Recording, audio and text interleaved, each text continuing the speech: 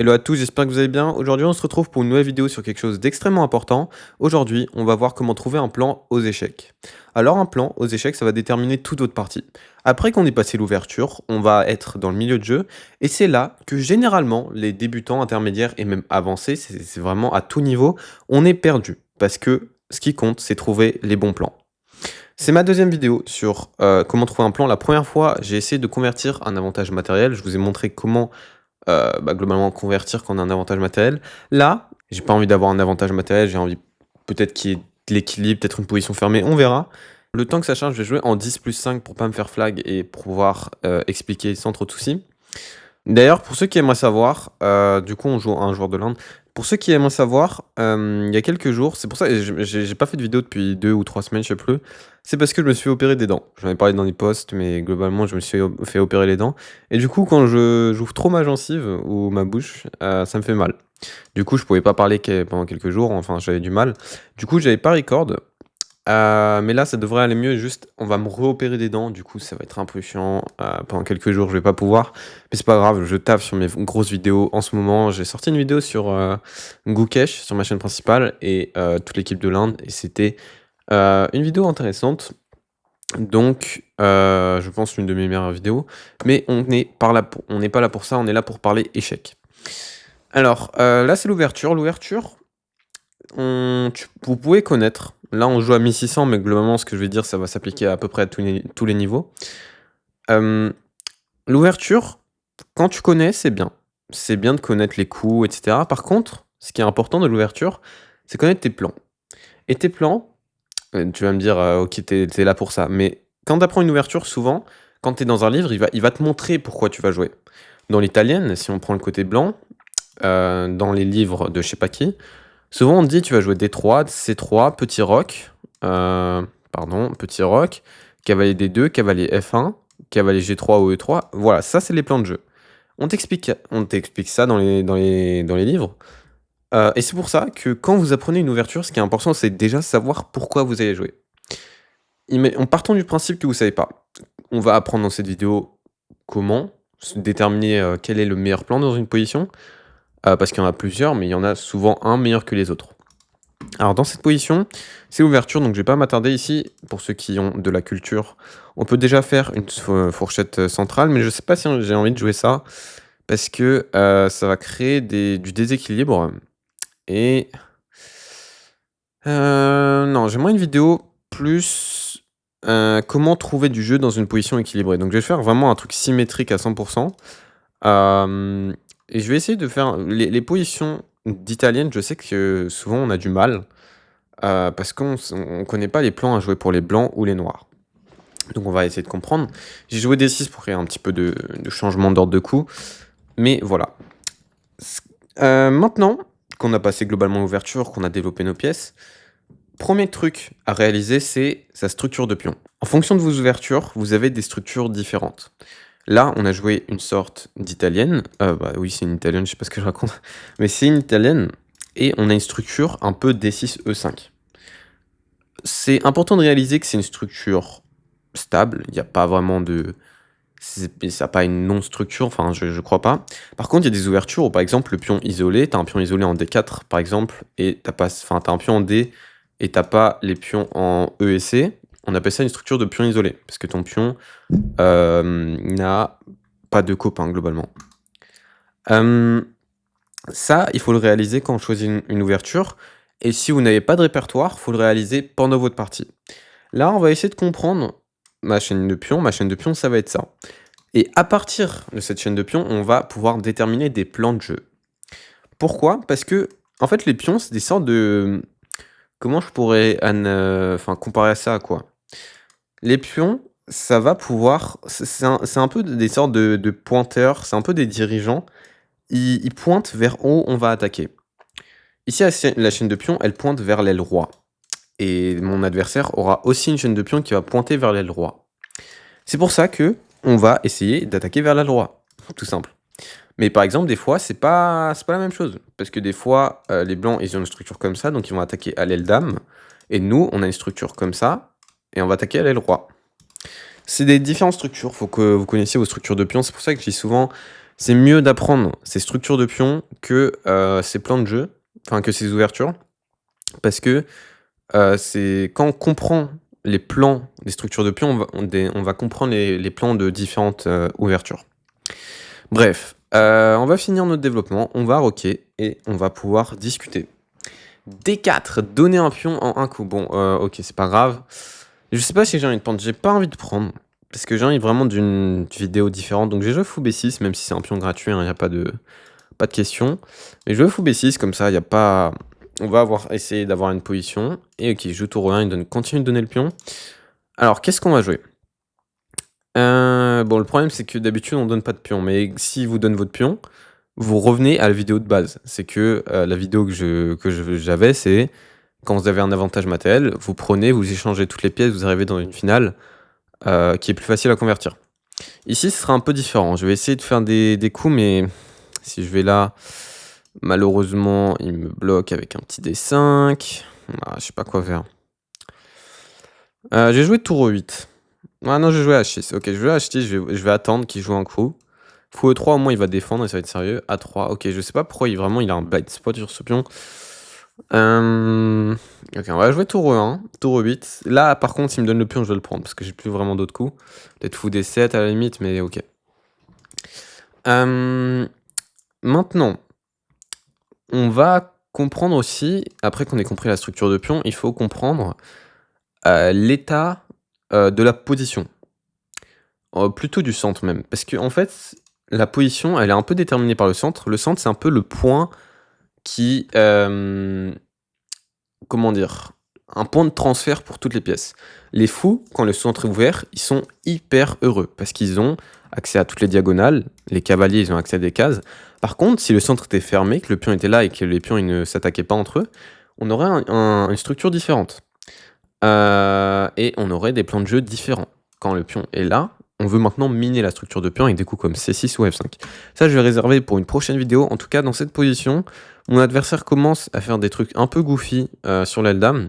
Et ça, c'est ce que je parlais quand je disais qu'il y a des mauvais plans, c'est que même s'il y a un pion en l'air, pardon, juste ce plan-là n'est pas un bon plan. C'est jamais un bon plan, parce que de 1, tu t'affaiblis beaucoup. T'aimerais bien mettre un pion ici et plutôt ces pions-là qui avancent. Ça, tu vas pas aller très loin avec. Donc, c'est important de connaître, enfin de repérer les bons plans. Et en fait, j'ai un peu le cul entre deux chaises parce que j'ai pas envie de prendre, mais à la fois, il me laisse pas trop le choix là. Ok, on va jouer fou D7. Ah, ça m'embête. J'aimerais vraiment ne pas revenir dans les mêmes thèmes qu'avant. Donc, l'ordi va me cracher dessus. Je joue fou D7, on va voir ce qu'il joue. Ça m'embête un peu quand même. C'est pas comme ça qu'on joue aux échecs, mais bon. Ah, enfin. Ok, je voulais une position un peu comme ça. On revient. Cavalier E7, de toute façon, on n'a pas beaucoup de choix. Notre cavalier est mieux là. Maintenant que la position est fermée, on va pouvoir discuter réellement. On a notre premier vrai moment de la partie. Jusque-là, on développait un peu nos pièces. Jusqu'à là, on regardait un petit peu ce qu'on avait, notre structure de pion, l'état du centre, etc. Maintenant que mon adversaire a dit quel sera le style de la position, ce sera une position fermée avec un centre fermé, on a un plan à trouver. Ok, A4. Déjà, il y a une menace directe, c'est d'enfermer le fou. On va le voir, c'est pas très grave. Là, ce qui va compter, c'est comprendre pourquoi on va jouer. Ici, on a différents plans. On veut jouer quand on a un désavantage d'espace. Ici, on a un désavantage d'espace tout simplement parce que notre adversaire a un pion sur la 5e rangée, nous, on n'en a pas. Donc, ce qu'on va essayer de faire, c'est quand on a un désavantage d'espace, on vous dit toujours, essayer de miner cette structure de pion. On peut miner cette structure de pion qui nous embête un peu parce qu'on aimerait bien avoir des pièces en C6, des pièces en F5. Comment on mine cette structure avec d'autres pions. Pardon, avec d'autres pions, j'ai du mal à parler, je vous ai déjà dit. Du coup, des coups comme C6 seraient intéressants parce que on mine et on donne de l'avenir à nos pièces. Des coups comme F5 aussi, F5 c'est très intéressant comme coup parce que on mine à la base. Ce qu'on apprend toujours, c'est de miner à la base parce qu'à la base, c'est beaucoup plus difficilement défendable. C'est-à-dire que si ce pion disparaît, ce pion a beaucoup moins de défense, alors que si Ce pion disparaît. Lui, il a toujours autant de défense. Donc, on dit miner à la base. Moi, dans ce genre de position, après c'est des préférences, j'adore jouer pour F5. Donc je vais peut-être focus mon plan de jeu sur ça, comme ça, en plus ça va être un plan assez lent, vous allez voir, ça va être intéressant. C6, ça peut être raisonnable, je sais pas si ça marche tout de suite. J'ai jamais de calculer, mais en plus j'ai pas beaucoup de temps, donc je pense que je vais me réserver un peu de temps. Du coup, je vais jouer A5 pour donner une case à mon fou et pas me faire enfermer. Mais du coup, on va voir. Maintenant qu'on a trouvé notre plan de jeu, on a compris que pour se donner de l'activité à nos pièces, voilà, il joue B5, très bien. Dans une position fermée, pour donner de l'activité à nos pièces, il faut casser le centre, il faut créer des percées, on appelle ça, et on va le faire via F5. F5, ça va nous donner accès à des cases comme, du coup, globalement, on pourra mettre une tour, ça ouvrira la colonne, mais ça ouvrira aussi notre dame, notre fou, notre cavalier. Vous voyez que ça va aller très crescendo si on arrive à jouer F5 avec succès. Et d'ailleurs, si vous vous rappelez de ce que je vous ai dit, on a une structure de pion qui pointe vers l'aile roi. Donc, où est-ce qu'on joue? Vers l'aile roi aussi. Vous voyez, tous les plans reviennent un peu entre eux et on y va.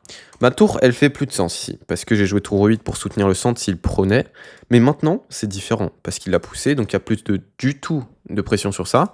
Donc je vais juste remettre ma tour en F8 et on va pouvoir soutenir ma case en F5. Ensuite, la seule raison pourquoi je peux pas pousser F5, c'est tout simplement parce que mon cavalier bloque, donc je vais aller peut-être en H7 ou en E8. Et parfois, il faut faire attention aussi aux tactiques, parce que même si la stratégie, là on parle plutôt stratégie, même si la stratégie c'est vraiment du long terme, faut pas oublier que la tactique existe et c'est un problème qu'il faut à coup sûr résoudre à chaque fois. Si vous si vous pensez que tactique ou que stratégie, vous n'allez pas gagner. Parce que, ce que je conseille, c'est de penser plus que tactique, que plus que stratégie, quand à un niveau inférieur. Mais au bout d'un moment, si vous négligez un des deux, si par exemple là, je sais pas, je poussais F5 et que je jouais C6. Si je travaillais pas mes tactiques ici, pion prend et là c'est sur échec. Et ce genre de truc faut réaliser. Donc c'est pour ça que faut faire attention aux tactiques. Ici, il n'y en a pas et je vais continuer mon plan. Cavalier H7, je pense que c'est plus logique que cavalier E8. Parce que je vais peut-être aller là, peut-être que voilà, je trouve que c'est plus logique. Et mon adversaire joue sans trop de plans. Là, il a poussé un peu des pions, il a pris de l'espace, mais F5 ça arrive. F5 ça arrive et ça va être très très fort. Et on va voir comment on va réagir mon adversaire. Là, il faut qu'il trouve un plan de jeu. Et vous voyez qu'il n'en a pas vraiment. En fait, il développe ses pièces, etc. Il pousse un peu ses pions à l'aile dame, mais ce fou est bloqué. Si vous regardez, ce fou est bien inférieur à celui-là. Là, quand je vais jouer F5, si ce fou s'active, il va être bien supérieur à celui-là. Et vous voyez que mes pièces commencent à être un petit peu plus harmonieuses. Et c'est tout simplement parce que j'ai pensé au long terme. La case C5 est faible. Si j'arrive à placer un cavalier ici, ce serait magnifique. J'ai plein de plans. Mais là, je me focus vraiment sur F5. Et après, on verra ce qu'on joue. C'est ça la stratégie. Vous voyez qu'on n'a pas de gain tactique, on a des gains sur le long terme. Vous voyez qu'on a gagné le fait que ce fou est un peu mauvais, et on va voir. Bon, je pense qu'il est temps, du coup, de jouer F5 dans cette position, et commencer à miner la chaîne de pions, et avoir de l'espace. Ok, cavalier G3, très logique. Il essaye de prendre, enfin de défendre. Et là, si je pousse, je peux pousser, et créer une attaque à l'aile roi. Mais je peux aussi attendre, parce qu'en fait, j'aimerais bien, c'est qu'il échange. Parce que ces pièces, en fait, elles me bloquent beaucoup de cases pour ma dame, etc. Et je lui enlève des pièces actives. Donc moi, ça m'arrange si elle échange. Donc je vais plutôt activer ma dame en E8 et passer par G6. Ça, c'est des thèmes qu'on retrouve avec de l'expérience. Quand on joue F5, il faut réaliser que tu libères cette diagonale, du coup, et tu peux transférer tes pièces. Cavalier H4, c'est un coup intéressant, parce que du coup, il met la pression sur ce pion. Et peut-être que je vais... Ok, je regarde. Ah, regardons les tactiques déjà. J'ai pas regardé, mais il y a prise, et là, le pion F2 est en l'air. Faut regarder. Donc prise, il va être forcé de jouer prise, parce que là, on attaque le pion. Donc prise, prise. Calculons les tactiques. C'est toujours bien de combiner tactique et stratégie. Qu'est-ce qu'on peut jouer? Est-ce qu'il y a un coup intéressant? Peut-être il y a fou F5. Non, ça marche pas. OK. Je sais pas s'il y a un killer.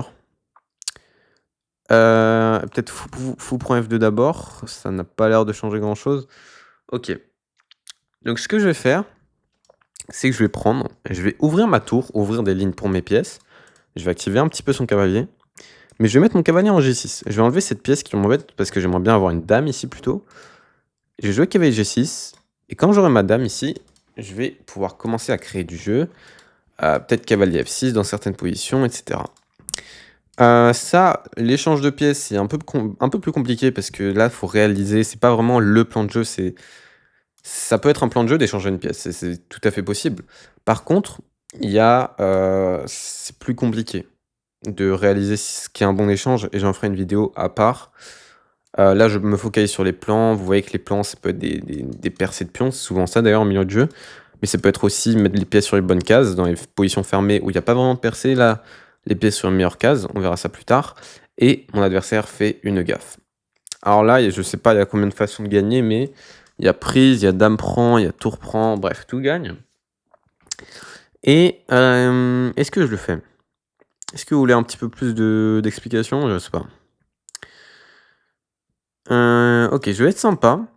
Je vais prolonger un petit peu la partie, puisque là, ça gagne. Genre, je sais que je gagne, mais j'ai envie de prolonger un peu la partie pour vous montrer, quand on a une position dominante aussi, comment on peut convertir. Bon, là, il y a de la tactique, évidemment, travaillez vos tactiques. Mais, OK, fou E3, très bien joué. Je m'attendais à ce qu'il joue ce coup, parce que je voulais qu'il se rende compte qu'il avait des petits problèmes. OK, je pense que, du coup, je vais devoir prendre. Attends, je suis peut-être pas forcé, là. Je pense que je vais prendre, quand même. Tour prend, très bien. Et maintenant, ben, on va développer ces pièces. OK, maintenant qu'on a réussi notre percée, vous voyez qu'on a des points de transfert pour nos pièces. Quelle pièce ne joue pas? Comment on active nos pièces? Tour F4, j'ai envie d'activer cette tour, j'ai envie de la mettre sur F8. Donc on va faire jouer cette tour en mettant notre tour ici.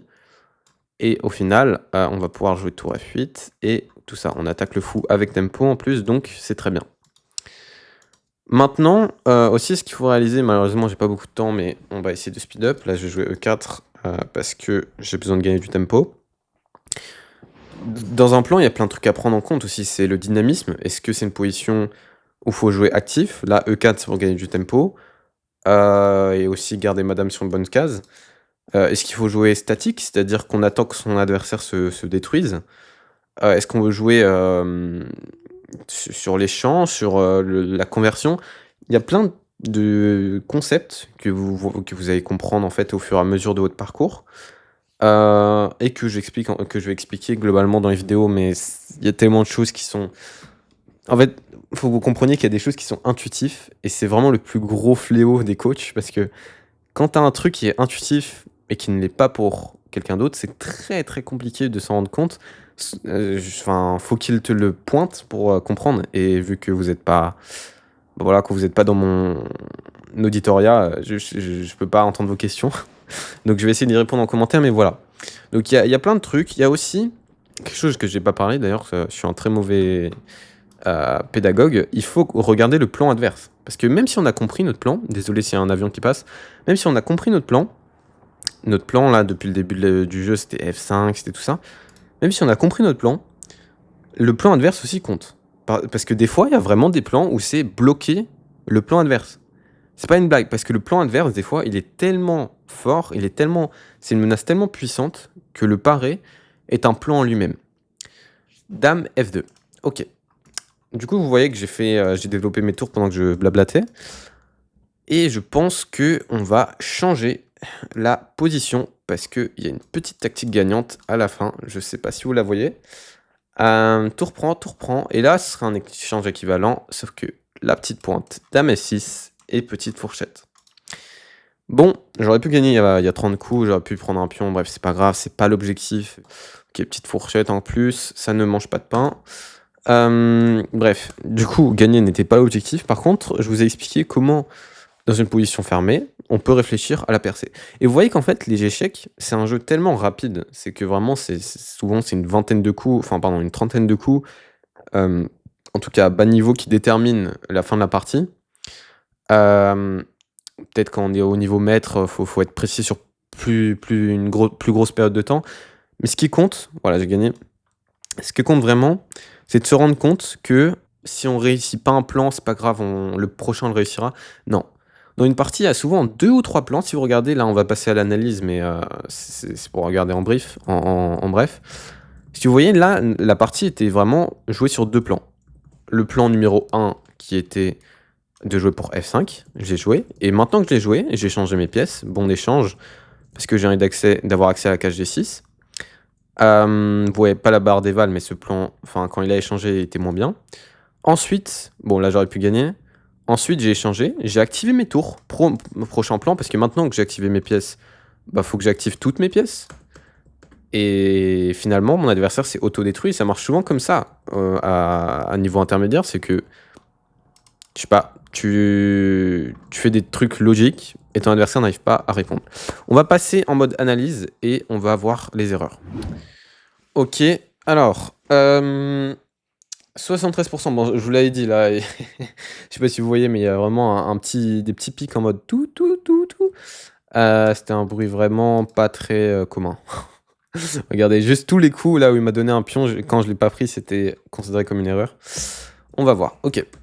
Donc, Guico pianissimo, symmetric variation, OK, D4. Bon là, je vous l'ai dit, je voulais pas, voilà quoi, c'est pas, voilà. Cavalier E7.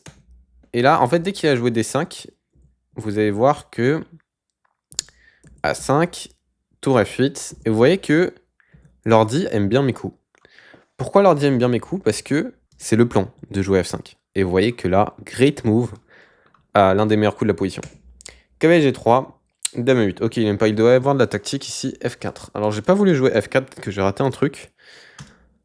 Cavalier F1, cavalier G6. Ah oui, oui, ouais, j'ai pas vu ça. Bon, ça, c'est un autre plan. Ça, j'avais fait un truc à peu près comme ça dans ma dernière vidéo, donc je voulais pas faire la même chose aussi.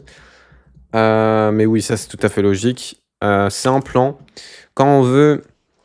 c'est vrai que j'ai pas parlé, mais en fait, quand on attaque, on veut un centre fermé. Et là, je voulais attaquer à l'aile roi, mais... Et j'ai ouvert le centre. Enfin, après. Mais j'ai ouvert le centre. Alors que quand tu fermes le centre, qu'il y a plus de tension, bah, tes pièces, elles ont un ticket retour, enfin aller, et elles ont pas besoin de retour. Elles vont tout détruire ici, et les blancs vont avoir du mal à se défendre. Donc ok, ça, j'y ai juste pas pensé pendant la partie. Mais ok, pas grave. Prise, vous voyez, l'ordi voulait vraiment fermer. Je sais pas pourquoi j'y ai pas pensé. Probablement la dent qui fait mal, le mec. Prise, cavalier G6. Alors, elle aime pas. Bon, j'avais fait l'éloge de ce coup à l'analyse, mais finalement... Ok, là, c'est un petit peu embarrassant, parce que j'avais vraiment calculé cavalier F5, et je sais pas pourquoi j'ai mentionné cavalier G6. En fait, waouh, dans mon calcul, j'ai vraiment pensé à cavalier F5, puis j'ai complètement switch en mode j'ai envie de jouer cavalier G6. Je sais pas ce qui m'est arrivé. Cavalier G5, cavalier F5, c'est la même idée que cavalier G6, parce que s'il prend, j'ai toujours accès à la cage G6, juste j'active mieux mes pièces ici, et j'ai déjà une menace directe, c'est la prise, et la prise en F2. Je sais pas de dessiner des flèches, allô. Du coup, c'est juste cavalier G6 en mieux, je sais pas pourquoi j'y ai pas pensé, c'est pas grave. Prise, dame prend, cavalier G3, bon là, il y avait une menace directe, tu pouvais prendre, voilà. Cavalier G5, j'ai essayé de jouer simple. Fou prend, fou E3, ok, et j'ai toujours un avantage, vous voyez? Juste parce que ce fou est mauvais, et c'est pas compliqué. Tour F4, fou ici, E4, on pousse le fou, il voulait nous attaquer. Si on joue pas E4, là, on n'est pas très bien, hein. Bon, si on est toujours mieux, mais vous voyez que mon avantage descend très très bas. Essayez de jouer des coups qui avancent. Dame F, c'était le conseil de Gotham, c'est 9 coups sur 10, c'est mieux d'avancer que de reculer. Ici, Dame F7, c'est raisonnable, mais E4 est plus fort. On essaye de prendre de l'espace, on essaye de repousser et de gagner du tempo sur les pièces adverses. E4, tour F8, et là, tactique et stratégie, on mélange, et poum, boum, boum, Dame F6, terminé. Bref, je sais pas si ça a été clair. C'était une partie assez intéressante. Voilà, ce que je voulais dire, c'est aussi... vous inquiétez pas, si les plans, ils me paraissaient naturels et vous avez du mal, ça vient avec de l'expérience. Moi, c'est de l'expérience, mais c'est aussi beaucoup d'entraînement. Vous allez voir, ça va venir petit à petit et je n'ai aucun doute que vous allez devenir des rois, de la planification. Bref, en ce moment, pour ceux qui veulent connaître, ma vie, en ce moment, je suis en train de, comment dire? De changer à 30 degrés ma chaîne. C'est-à-dire que j'ai fait, beaucoup de storytelling dans vraiment genre une histoire pendant 20, 30 minutes. J'ai jamais fait 40 minutes. Mais 20, 30 minutes, du storytelling sur une histoire et cetera.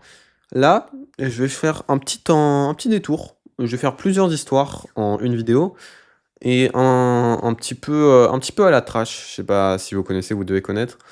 Mais du coup, voilà, donc j'espère que ce nouveau format de vidéo va vous plaire. D'ailleurs, merci pour tous les retours sur la vidéo de Gookesh. Globalement, c'est mon meilleur début de vidéo. Je suis trop heureux. Les gars, avant d'être un joueur d'échecs, je suis quand même un mec qui fait des projets et ça me fait toujours kiffer d'avoir des résultats et je vous encourage à avoir des projets aussi, que ce soit pour la passion, pour le business, peu importe. Hem, que ce soit même être grand maître aux échecs, vraiment peu importe. Apprécier, apprécier avoir des projets, apprécier avancer dedans. Pour moi, c'est vraiment littéralement le sens de la vie d'avancer dans les projets. Je trouve que c'est je sais pas pourquoi je fais un truc philosophie, voilà, globalement, du coup, voilà. C'était probablement ma première et seule apparition dans la semaine qui va venir parce que je vais me faire opérer des dents. C'était Nox. Ciao les gars.